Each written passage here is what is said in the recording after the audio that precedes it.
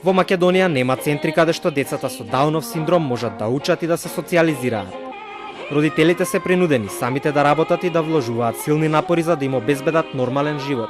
Кристина Ничовска, мајка на дете со Даунов синдром, вели дека системски промени се неопходни за вклопување на лицата со попреченост во заедницата. Од една страна, значи, ние сме принудени и со нив да се работи и сме принудени и да работиме на деловен план. Така да многу е неопходно да постои еден ваков центар, еден центар кај што ќе биде вклучен логопед, дефектолог, значи училишен едноставно центар.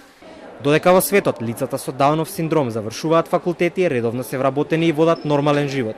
Во Македонија се уште има недостаток на сервиси и можности. Законските решенија велат дека лицата со Даунов синдром добиваат финансиска поддршка од државата се до 26 годишна возраст, а никаков план нема за понатаму.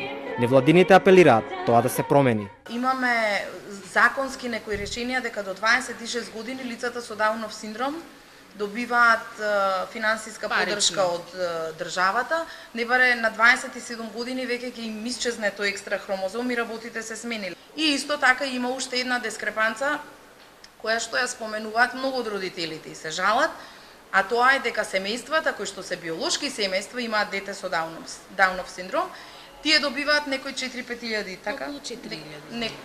Некој надомест месечно, додека згрижувачките семејства добиваат 250 евра месечно. Мото на глобалната кампања по повод 21 март, светскиот ден на Дауновиот синдром, е слоганот "Што придонесувам јас за моето општество", а целта е да се испрати порака дека и луѓето со попреченост можат да бидат рамноправни чинители во заедницата.